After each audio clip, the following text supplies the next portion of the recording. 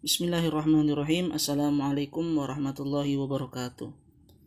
Baik, pada kesempatan kali ini kita akan mempelajari mata pelajaran fikih untuk kelas 10. Lalu bab yang pertama yang akan kita pelajari pada kesempatan kali ini yaitu tentang fikih dan perkembangannya.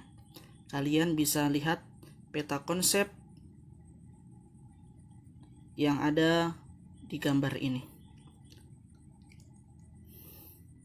Di dalam syariat Islam terdapat 3 bagian yang sangat penting dan tidak dapat terpisahkan antara satu dengan yang lain.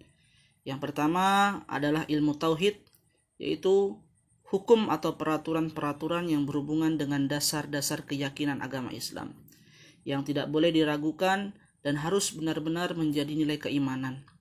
Misalnya peraturan yang berhubungan dengan zat Allah dan sifat Allah Subhanahu wa taala, yang harus iman kepadanya, iman kepada Rasulnya, iman kepada malaikatnya, iman kepada kitab-kitabnya, dan iman kepada hari akhir, termasuk di dalamnya kenikmatan dan siksa, serta iman kepada qadar baik dan buruknya. Ilmu tauhid ini dinamakan juga ilmu akidah atau ilmu kalam. Lalu yang kedua, ilmu akhlak, yaitu peraturan-peraturan yang berhubungan dengan pendidikan, dengan penyempurnaan jiwa. Misalnya, segala peraturan yang mengarah pada perlindungan, keutamaan sifat, dan mencegah buruknya perilaku manusia, seperti himbauan agar berbuat baik, harus memenuhi janji, harus amanah, dan dilarang berdusta dan berkhianat. Contoh, yaitu daripada jual beli, pernikahan, peradilan, dan yang lain-lain. Ketiga, ilmu fikih, yaitu peraturan yang mengatur hubungan manusia dengan Allah dan hubungan kepada sesama atau sesama manusia. Ilmu fikih secara terperinci terbagi menjadi 4 bagian. Yang pertama, ubudiyah atau ibadah, yaitu menjelaskan tentang hukum hubungan manusia dengan Allah. Contoh ibadah yaitu sholat, zakat, puasa, dan haji. Lalu yang kedua, muamalah atau transaksi, yaitu bagian yang menjelaskan tentang hukum hubungan antara manusia dengan sesamanya dalam berbagai transaksi finansial. Lalu ketiga, munakahat atau pernikahan, yang bagian ini menjelaskan tentang hukum-hukum yang berkaitan dengan pernikahan dalam Islam. Lalu yang keempat adalah jinayah, yaitu hukum perdata, yaitu bagi yang menjelaskan tentang hukum-hukum perdata dalam Islam. Baik. Konsep fikih dalam Islam. Kata fikih adalah bentuk dari kata fiqhun, yang secara berarti fahmu amik, yang artinya pemahaman yang mendalam, yang mana menghendaki pengerahan potensiat akal. Ilmu fikih merupakan salah satu bidang keilmuan dalam syariat Islam yang secara khusus membahas persoalan hukum atau aturan yang terkait dengan berbagai aspek kehidupan manusia, baik menyangkut individu, masyarakat, maupun hubungan manusia dengan penciptanya. Definisi fikih secara istilah mengalami perkembangan dari masa ke masa sehingga tidak pernah bisa ditemukan satu definisi yang tunggal. Pada setiap masa itu, para ahli merumuskan pengertiannya sendiri. Sebagaimana Imam Abu Hanifah mengemukakan bahwa fikih adalah pengetahuan manusia tentang hak dan kewajiban. Dengan demikian, dengan demikian fikih bisa dikatakan meliputi seluruh aspek kehidupan manusia dalam berislam, yang bisa masuk pada wilayah akidah, syariah, ibadah, dan akhlak. Selanjutnya, Imam Syafi'i mendefinisikan fikih sebagai ilmu pengetahuan mengenai hukum-hukum syariah yang berlandaskan kepada dalil-dalilnya yang terperinci. Pendefinisian Imam Syafi'i merupakan pendefinisian yang paling populer di kalangan para ulama fuqaha atau ulama ahli fikih. Nah, baik, kita lanjut. Berikut ini perlu dilihat beberapa definisi fikih yang dikemukakan oleh ulama usul fikih. Yang pertama, ilmu yang mempunyai tema pokok dengan kaidah dan prinsip tertentu. Nah, definisi ini muncul dikarenakan kajian fikih yang dilakukan oleh ulama fuqaha menggunakan metode-metode tertentu seperti qiyas, istishan, istishab, istihlas, dan sadduz zari'ah. Lalu yang kedua, ilmu tentang hukum syariah yang berkaitan dengan perbuatan manusia, baik dalam bentuk perintah wajib, larangan atau haram, pilihan atau mubah, anjuran untuk melakukan atau sunnah, maupun anjuran agar kita menghindarinya atau makruh, yang didasarkan pada sumber syariah, bukan akal atau perasaan. Lalu yang ketiga, ilmu tentang hukum syariah yang berkaitan dengan ibadah dan muamalah. Dari sini bisa dimengerti kalau fikih merupakan hukum syariat yang lebih bersifat praktis yang diperoleh dari istidlal atau istinbat, hasil penyimpulan dari sumber-sumber syariat daripada Al-Quran dan hadis. Yang keempat, fikih diperoleh melalui dalil yang terperinci, yakni Al-Quran, hadis, qiyas, dan ijma. Melalui proses istidlal atau deduktif, istinbat, induktif, atau analisis. Oleh karena itu, tidak disebut fikih manakala proses analisis untuk menentukan suatu hukum tidak melalui istidlal atau istinbat terhadap salah satu sumber hukum tersebut. Ulama fikih sendiri mendefinisikan fikih sebagai sekumpulan hukum amaliyah yang akan dikerjakan yang disyariatkan dalam Islam. Dalam hal ini, kalangan fuqaha membaginya menjadi dua pengertian. Yang pertama, memelihara hukum furu atau hukum keagamaan yang tidak pokok secara mutlak atau seluruhnya atau sebagiannya. Kedua, materi hukum itu sendiri baik bersifat qat'i maupun yang bersifat zonni. Baik, kita lanjutkan. Sebelum dilanjutkan, kalian coba mencari makna tentang istidlal, istinbat, lalu di sini tentang analisis, kemudian cari makna tentang qat'i dan zanni. Lalu kita lanjutkan. Baik, ruang lingkup fikih. Ruang lingkup fikih yang terdapat pada ilmu fikih adalah semua hukum yang berbentuk amaliyah untuk diamalkan oleh setiap mukallaf. Mukallaf ini artinya orang yang sudah dibebani atau diberi tanggung jawab melaksanakan ajaran syariat Islam dengan tanda-tanda seperti baligh, berakal, sadar, dan agamanya Islam. Hukum yang diatur dalam fikih itu terdiri dari hukum wajib, sunnah, mubah, makruh, dan haram. Di samping itu ada pula dalam bentuk yang lain seperti sah, batal, benar, salah, dan sebagainya. Objek pembicaraan ilmu fikih adalah hukum yang bertalian dengan perbuatan orang-orang mukallaf, yakni orang yang telah akil balik dan mempunyai hak dan kewajiban. Adapun ruang lingkup seperti telah disebutkan di awal tadi,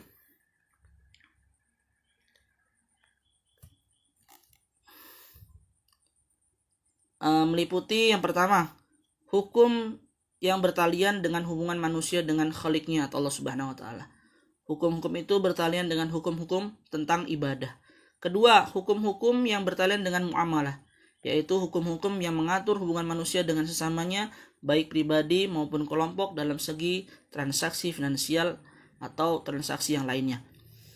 Ketiga, hukum-hukum munakahat atau pernikahan. Ini sering juga disebut dengan hukum kekeluargaan.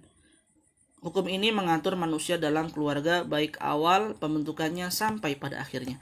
Lalu yang keempat, hukum jinayah atau hukum perdata, yaitu hukum yang mengikat manusia dengan kehidupan sehari-hari dalam berbangsa dan bernegara. Nah, keempat hukum ini yang kita bicarakan dalam kitab fikih dan akan terus berkembang hingga saat ini.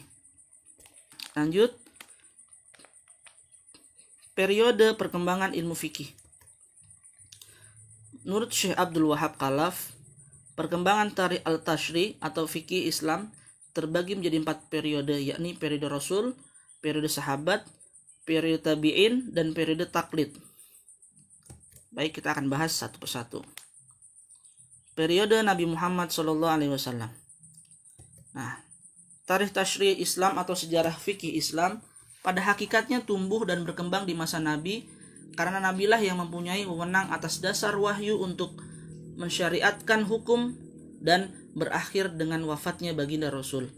Pada masa Rasulullah adalah masa fikih Islam mulai tumbuh dan membentuk dirinya menjelma ke alam perwujudan. Sumber asasi yang ada pada masa ini ialah Al-Quran tentang sunnah Rasul adalah berdasarkan wahyu ilahi yang diturunkan kepadanya. Demikian juga segala tindak tanduk Nabi SAW selalu dibimbing oleh wahyu ilahi, dan semua hukum dan keputusan hukum didasarkan kepada wahyu juga. Sebagaimana diterangkan dalam Al-Quran surat An-Najm, A'udzubillahi minasyaitonirrajim. Bismillahirrahmanirrahim. Wa ma yantiqu 'anil hawa in huwa illa wahyu yuhya. Inna huwa illa wahyu yuha. Artinya, dan tidaklah yang diucapkan itu Al-Quran menurut keinginannya, tidaklah Al-Quran itu adalah wahyu yang diwahyukan kepadanya. Quran surat An-Najm ayat 3-4. Pada periode ini, walaupun usianya tidak panjang, namun telah meninggalkan dampak kuat dan kesan-kesan serta pengaruh yang signifikan bagi perkembangan hukum Islam dan masa yang kulli, yang bersifat keseluruhan dan dasar-dasar yang umum, yang universal untuk dasar penetapan hukum bagi masalah dan peristiwa yang tidak ada nas dalilnya.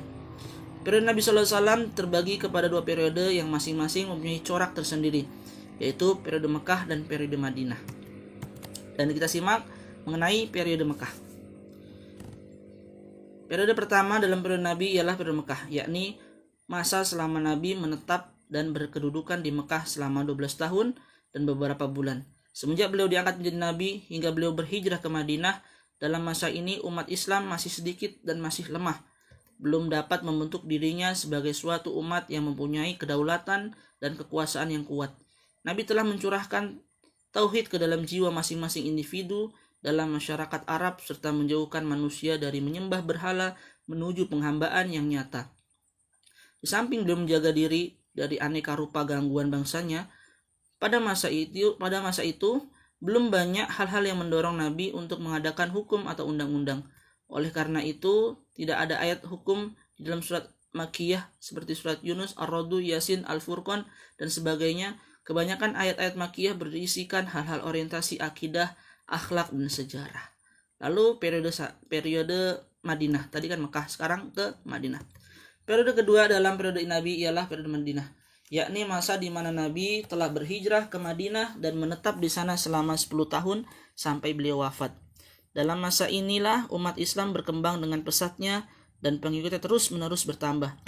Nabi mulai membentuk suatu masyarakat Islam yang berkedaulatan.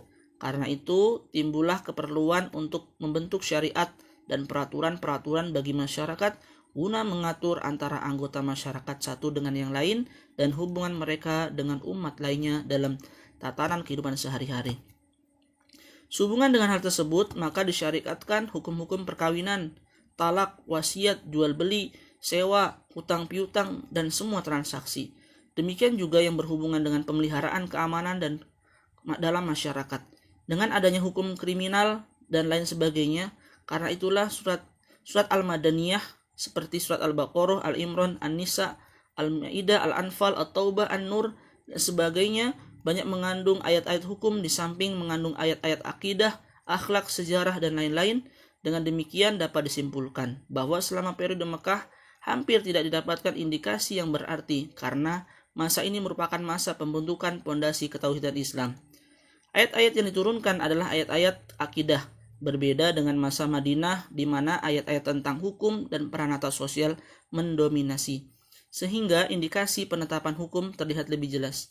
Selanjutnya, suatu hal yang nyata terjadi adalah bahwa Nabi telah berbuat sehubungan dengan turunnya ayat-ayat Al-Quran yang mengandung hukum. Tidak semua ayat hukum itu memberikan penjelasan yang mudah difahami untuk kemudian dilaksanakan secara praktis sesuai dengan kehendak Allah. Oleh karena itu, Nabi memberikan penjelasan mengenai maksud setiap ayat hukum itu kepada umatnya, sehingga ayat-ayat yang tadinya belum dalam bentuk petunjuk praktis masih menjadi jelas ketika dapat dilaksanakan secara praktis. Nabi Muhammad SAW memberikan penjelasan dengan ucapan, perbuatan, dan pengakuan yang kemudian disebut sunnah Nabi. Apakah hukum-hukum yang bersifat amaliyah yang dihasilkan oleh Nabi yang bersumber kepada Al-Quran itu dapat disebut fikih? Lalu inilah bisa kita pahami hal-hal tersebut mengenai apakah hukum-hukum yang bersifat amaliyah yang dihasilkan oleh Nabi yang bersumber kepada Al-Quran itu dapat disebut fikih. Nanti kalian bisa cari mengenai hal tersebut. Lalu periode sahabat. Periode kedua ini berkembang pada masa wafatnya Nabi dan berakhir sejak Muawiyah bin Abi Sufyan menjabat sebagai khalifah pada tahun 41 Hijriah. Pada periode ini hiduplah sahabat-sahabat Nabi terkemuka yang mengibarkan bendera dakwah Islam. Pada periode ini juga wilayah Islam sudah semakin meluas yang mengakibatkan adanya masalah-masalah baru yang timbul. Oleh karena itu, tidaklah mengherankan apabila pada periode sahabat ini, pada bidang hukum ditandai dengan penafsiran para sahabat dan ijtihad dalam kasus-kasus yang tidak ada nasnya. Di samping itu juga terjadi hal-hal yang tidak menguntungkan, yaitu perpecahan masyarakat Islam yang bertentangan secara tajam. Di periode sahabat ini, kaum muslimin telah memiliki rujukan hukum syariat yang sempurna berupa Al-Quran, hadis, ijma, dan qiyas. Adat istiadat dan peraturan-peraturan berbagai daerah yang bernaung di bawah Islam tak luput ikut memperkaya aturan-aturan yang berlaku. Dapat ditegaskan bahwa zaman Khulafaur Rasyidin lengkaplah dalil-dalil tasyri' Islam. Sahabat-sahabat besar dalam periode ini menafsirkan nas-nas hukum dari Al-Quran maupun hadis yang kemudian menjadi pegangan untuk menafsirkan dan menjelaskan nas-nas. Selain itu, para sahabat memberi fatwa-fatwa dalam berbagai masalah terhadap kejadian yang tidak ada nas yang jelas mengenai masalah itu, yang kemudian menjadi dasar ijtihad. Dalam hal ini, tidak menyalahi jika apa yang dilakukan oleh para sahabat juga bisa dijadikan pegangan oleh para tabi'in. Hal ini selaras dengan sabda Nabi SAW yang artinya, para sahabatku laksana bintang-bintang dalam kegelapan malam. Dengan siapa saja kalian mengikuti, maka kalian akan mendapatkan petunjuk. Tatkala Nabi SAW bersabda, maka para sahabat secara langsung mengambil ilmu dari beliau. Ketika ada suatu permasalahan, maka sahabat tak sungkan untuk bertanya kepada Nabi secara langsung, sehingga segala sesuatu menjadi jelas. Hanya saja pada periode ini belum ada pembukuan fikih. Maksudnya adalah bahwa fikih hanya dikaji tanpa adanya suatu catatan-catatan yang bisa dibaca oleh generasi setelahnya. Lalu yang ketiga, periode tabi'in. Pemerintah Islam pasca keruntuhan Daulah Umayyah segera digantikan oleh Daulah Abbasiyah. Masa Abbasiyah ini disebut juga masa Mujahidin dan masa pembuka fikih. Karena pada masa ini terjadi pembekuan dan penyempurnaan fikih pada masa Abbasiyah yang dimulai dari pertengahan abad kedua Hijriah sampai pertengahan abad keempat. Ini muncul usaha-usaha pembukuan al-hadis, athar, sahabat, dan fatwa-fatwa tabi'in dalam bidang fikih, tafsir, usul fikih, dan sebagainya. Pada masa ini, pada lahir tokoh dalam istinbat dan perundang-undangan Islam. Masa ini disebut masa keemasan Islam, ditandai dengan berkembangnya ilmu pengetahuan yang pengaruhnya dapat dirasakan hingga sekarang. Pada masa ini muncul pula mazhab fikih yang banyak mempengaruhi perkembangan hukum Islam, di antaranya yang pertama adalah Imam Abu Hanifah. Beliau adalah Nu'man bin Thabit bin Zuta bin Mahan At-Taimi, lebih kenal dengan Imam Abu Hanifah, seorang mujtahid dan pendiri mazhab Hanafi, lahir di Kufah, Irak pada tahun 80 Hijriah atau 699 Masehi dan meninggal di Baghdad, Irak pada tahun 150 Hijriah atau 767 Masehi. Beliau merupakan seorang tabi'in yang yakni generasi setelah sahabat Nabi, karena pernah bertemu dengan salah seorang sahabat Rasul yang bernama Anas bin Malik dan beberapa peserta perang Badar yang dimuliakan oleh Allah Subhanahu wa taala, yang merupakan generasi terbaik Islam. Beliau juga berguru kepadanya dalam meriwayatkan hadis dan berbagai ilmu dari Rasulullah. Sedangkan salah satu guru Imam Abu Hanifah dalam bidang ilmu fikih adalah Syekh Hamad bin Abi Sulaiman. Beliau berguru kepada Syekh Hamad selama 18 tahun. Ketika sang guru wafat, beliau menggantikan posisi gurunya sebagai guru besar. Lalu Imam Abu Hanifah memiliki banyak murid. Yang paling terkenal dan getol dalam membukukan apa yang disampaikan oleh beliau adalah Syekh Abu Yusuf. Dari Syekh Abu Yusuf inilah mazhab Hanafi terus berkembang sampai sekarang. Lalu kita kenal dengan mazhab Imam Maliki. Yang kedua, beliau adalah Malik bin Anas bin Malik bin Ammar al-Humayyari al-Asbahi al-Madani. Lahir di kota Madinah pada tahun 714 Masehi atau 93 Hijriah. Dan wafat pada tahun 800 Masehi atau bertepatan 179 Hijriah. Beliau terkenal dengan kecerdasan yang luar biasa. Beliau memiliki buah karya yang sangat terkenal, yakni kitab Al-Muwatta. Kitab yang memuat kompilasi hadis dan ucapan para sahabat. Beliau juga salah satu mujtahid mutlak, pendiri mazhab Maliki yang dalam perkembangannya banyak digunakan di daerah Madinah dan sebagian Mekah. Di antara guru beliau adalah Nafi bin Abi Nuaim, Nafi al-Mukbiri, Naimul Majmar, Az-Zuhri dan lain-lain. Kemudian murid-murid beliau diantaranya adalah Ibnul Mubarak, penerus dan pengembang dari mazhab Malikiyah, Sufyan al-Thawri, Imam Asy-Syafi'i, pendiri mazhab Imam Syafi'i, Abu Huzaifah As-Sahmi dan lain-lain. Lalu yang berikutnya adalah Imam Syafi'i. Beliau adalah Abu Abdullah Muhammad bin Idris Asy-Syafi'i Al-Muttalibi Al-Quraisy, seorang mufti besar Sunni Islam dan pendiri mazhab Syafi'i, lahir di Palestina tahun 150 Hijriah atau bertepatan 767 Masehi. Dan wafat di Mesir tahun 204 Hijriah atau bertepatan 819 Masehi. Beliau masih tergolong kerabat Nabi melalui jalur kakeknya yang bernama Al-Muttalib, yakni saudara dari Hashim yang merupakan kakek Nabi SAW. Dalam perjalanan hidupnya, setelah ayah beliau meninggal dan 2 tahun kelahirannya, sang ibunya membawa ke Mekah, tanah air nenek moyangnya. Di Mekah, Asy-Syafi'i kecil belajar fikih kepada mufti di sana, Syekh Muslim bin Khalid Az-Zanji, sampai beliau mengizinkan Syafi'i kecil memberikan fatwa ketika masih berumur 15 tahun. Kemudian, Syafi'i remaja berguru kepada Imam Daud bin Abdurrahman Al-Attar dan masih banyak lagi guru-guru beliau. Ketika Asy-Syafi'i kecil berumur 9 tahun, ia pergi ke Madinah dan berguru fikih kepada Imam Malik bin Anas.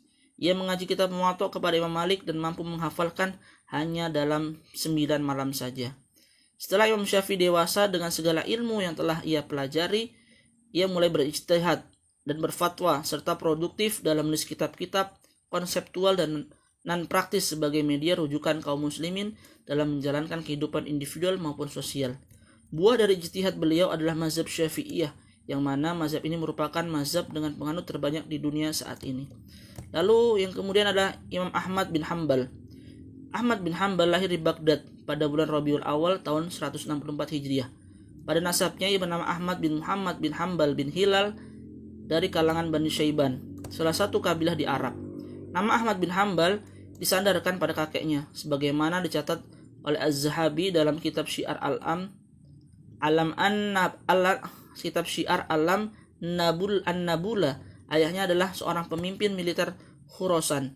Saat masih kanak-kanak, Ahmad bin Hanbal ditinggal wafat oleh ayahnya yang gugur dalam pertempuran melawan Bizantium.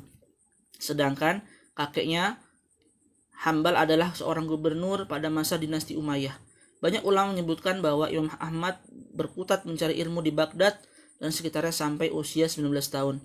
Setelah menghafal Al-Quran di usia belia, ia mulai mengumpulkan hadis dan mendalami fikih sejak umur 15 tahun. Setelah masa-masa di Baghdad, ia berkelana ke banyak daerah seperti Kufah, Basrah, Mekah, Madinah, Yaman, dan Syam guna berguru kepada ulama terkemuka setempat. Para periwayat hadis banyak sekali tercatat pernah tinggal atau setidaknya singgah di Baghdad. Para tokoh ulama ini diabadikan oleh Khatib Al-Baghdadi dalam Tarikh Baghdad. Oleh sebab itu, Ahmad bin Hanbal begitu terpengaruh oleh mereka dan nantinya merupakan salah satu kalangan ahlu hadis terkemuka. Sebagian besar kekayaan ilmu Ahmad bin Hanbal diperoleh di kota kelahirannya, yaitu di Baghdad. Sebagai sosok yang besar di sana, pada kurun abad ke-2 Hijriah, Ahmad bin Hanbal berada dalam pusaran keilmuan Islam. Berkat ketekunannya mengumpulkan hadis, Ahmad bin Hanbal memiliki hafalan hadis yang banyak sekali. Ini membuatnya sangat kompeten dalam periwayatan hadis dan segera menjadi salah satu tokoh terkemuka di bidang tersebut. Di samping itu, ilmu fikih mulai banyak dikembangkan pada masa pemerintahan Bani Umayyah dan Bani Abbasiyah. Saat Muawiyah bin Abi Sufyan mengambil alih kekuasaan dari Ali bin Abi Thalib, Pusat pemerintahan dipindahkan dari Madinah ke Damaskus. Kemudian ketika Abbasiyah mengambil alih kekuasaan dari Bani Umayyah, pusat kerajaan atau ibu kota politik dunia Islam dipindahkan ke kota Baghdad. Beliau belajar kepada para guru tersohor seperti Syekh Abu Yusuf, salah satu murid utama Abu Hanifah. Kemudian Abdul Razak, salah satu generasi pemula penyusun kitab hadis, serta Imam Syafi'i. Ketika Imam Syafi'i tinggal di Baghdad, Ahmad bin Hambal rajin mengikuti halakohnya. Kedalaman ilmu fikih dan hadis menjadikan pribadi Ahmad bin Hambal sebagai pribadi yang unggul di majelis Imam Syafi'i. Imam Syafi'i juga tercatat berjumpa dengan Imam Ahmad di dataran Hijaz saat Imam Ahmad sedang melakukan haji, serta saat Imam Syafi'i sedang berkunjung ke Irak. Imam Syafi'i pun memuji sosok Imam Ahmad bin Hambal. Aku keluar dari Irak dan tiada ketemui orang yang lebih mumpuni ilmunya dan zuhud dibanding Ahmad bin Hambal, tutur Imam Syafi'i. Ia digambarkan para muridnya sebagai pribadi yang warok, santun, dan ramah.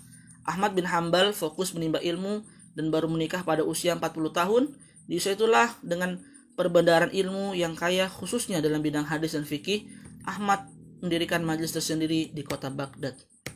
Oleh beberapa ulama, ia dinilai mengikuti jejak Imam Abu Hanifah yang membuka majelis saat usia serupa dan dianggap baru memberanikan diri membuka majelis usai wafatnya Imam Syafi'i sebagai bentuk ta'zim. Dari majelis ini pula Ahmad bin Hambal mulai merumuskan dasar-dasar mazhabnya, mengeluarkan fatwa dan membimbing murid-muridnya. Faktor utama yang mendorong perkembangan hukum Islam adalah berkembangnya ilmu pengetahuan di dalam dunia Islam. Berkembangnya ilmu pengetahuan di dunia Islam disebabkan oleh hal-hal berikut. Yang pertama, adanya penterjemahan buku-buku Yunani, Persia, Romawi, dan sebagainya ke dalam bahasa Arab. Kedua, luasnya ilmu pengetahuan. Ketiga, adanya upaya umat Islam untuk melestarikan isi dalam kandungan Al-Quran, hadis, ijma, dan qiyas secara teoritis dan praktis. Lalu, yang keempat, periode taklid. Sejak akhir pemerintahan Abbasiyah, tampaknya kemunduran berijtihad sehingga sikap taklid berangsur-angsur tumbuh merata di kalangan umat Islam. Yang dimaksud dengan masa taklid adalah masa ketika semangat para ulama untuk melakukan ijtihad mutlak mulai melemah dan mereka kembali kepada dasar tasyri' yang asasi dalam pengistimbatan hukum dari nas Al-Quran dan Sunnah. Adanya sebab-sebab taklid. Secara umum, sikap taklid disebabkan oleh keterbelengguan akal pikiran sebagai akibat hilangnya kebebasan berpikir. Sikap taklid disebabkan pula oleh adanya para ulama saat itu yang kehilangan kepercayaan diri untuk berijtihad secara mandiri. Mereka menganggap para pendiri mazhab lebih cerdas ketimbang dirinya. Sikap taklid juga disebabkan oleh banyaknya kitab fikih dan berkembangnya sikap berlebihan dalam melakukan kitab-kitab fikih. Hilangnya kecerdasan individu dan merajalelanya hidup materialistik turut mempertajam munculnya sikap taklid. Lalu yang B, aktivitas ulama di masa taklid. Masa taklid disebut juga masa para fuqaha, mempropaganda mazhab dan aliran mereka masing-masing. Mereka menulis kitab-kitab yang menjelaskan keistimewaan imam mereka masing-masing dan memberikan fatwa pula bahwa orang yang bertaklid tidak boleh menggabungkan mazhab satu dengan mazhab lainnya. Pada masa ini kitab-kitab para ulama mazhab dapat dikategorikan kepada 3 kelompok, yaitu matan, syarah, dan hasyiyah.